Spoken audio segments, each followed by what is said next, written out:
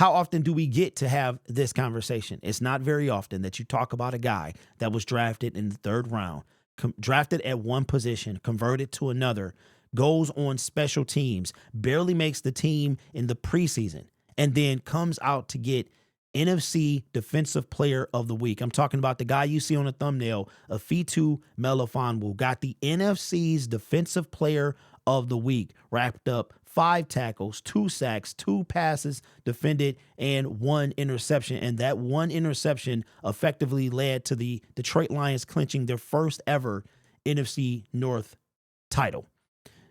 Melifonwu was a guy. He was part of that first draft pick, that first set of drafts that Brad Holmes and Dan Campbell did, along with Levi Onwuzurike, Aleem McNeil, and going into the preseason, going into the offseason when we were doing OTAs, mini camps, and things like that, I personally did not think that he was going to make the team. I thought the chances were slimmer of him making the team than of him or not making the team.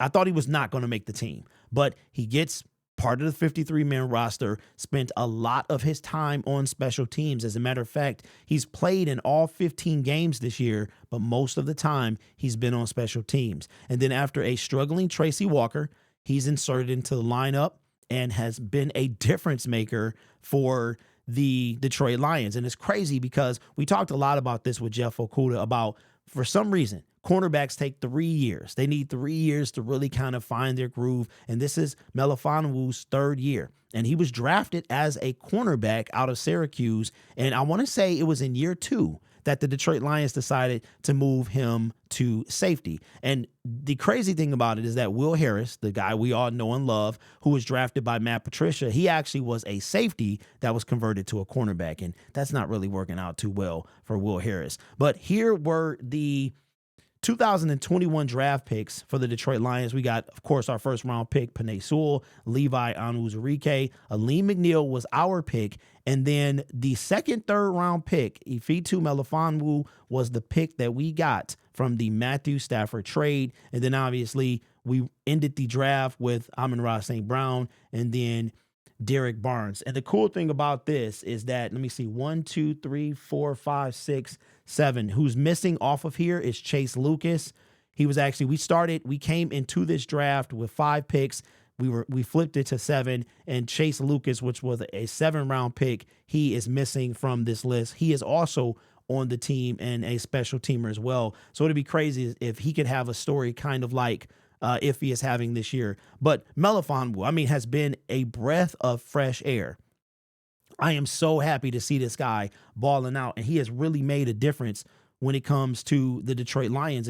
And Tracy Walker, the story was good. I thought he was playing decent ball when it came to, I mean, one of the last games he was in, he lit one of the receivers up. But apparently the Detroit Lions needed a change. They felt like they needed a change. Now, again, Melifonwu has played in all 15 games, but he's only played a few games where he took a defensive snap, and it looks like that is 6 or so. With the last 2 games, this is when he really was inserted so if you see here, he played on Monday Night Football, and then the entire month of November, he didn't play at all. And then it was that 2nd game in December that he wind up getting inserted into the lineup. So that must have been when Tracy was benched, and then he was inserted into the lineup, came out, made kind of a difference right here, and then really came alive with the game against the Denver Broncos and the Minnesota Vikings. That's when he really began to make his presence felt. So Ifeatu Melifonwu goes from a cornerback to a safety to almost not making the team, in my opinion. It could have been totally different in Allen Park, but just we didn't really hear much about him. And he was a guy that was on the bubble, in my opinion. But so was Levi. A lot of people from that draft class was, as far as like Chase Lucas and things like that.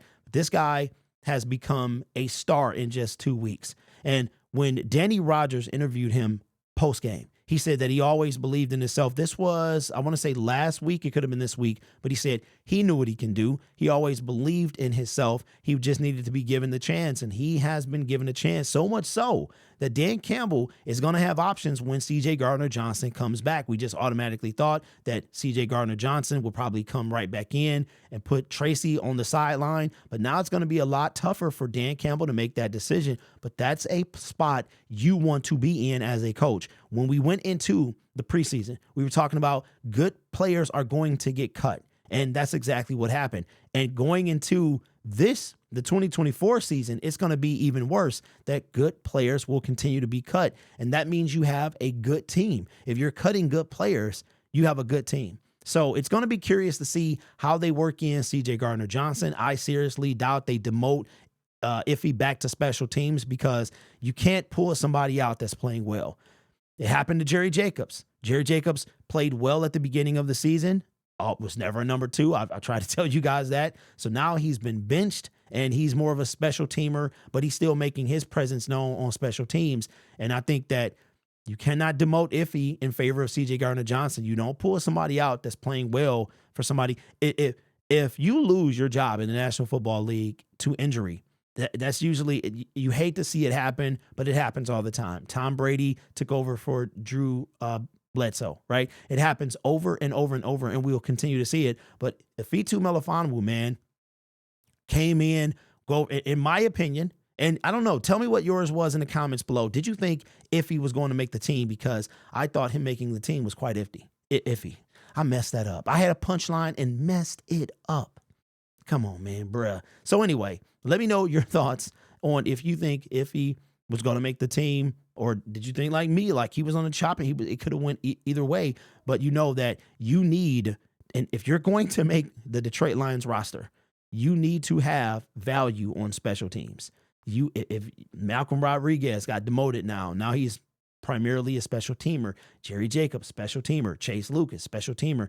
Jalen Reeves, maybe. If you're on the bubble, special teams will save you and will give you a place on the Detroit Lions. So love to hear your thoughts. Let me know yours in the comments below, and consider subscribing to the YouTube channel. We are about 20 subscribers away from, I want to say, no, we are at 16,830 something, trying to get to 17,000. And we have about 4 days to do that. We need to be at 17,000 by Monday morning to start off the new year right. So if you could consider subscribing, I would appreciate that.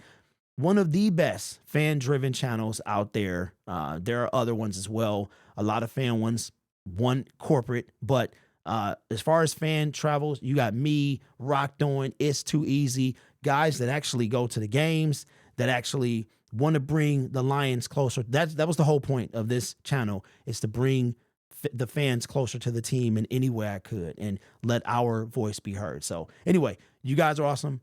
Take care of yourself and each other. And as always, go Lions. Subscribe to the channel, man. I would greatly appreciate it.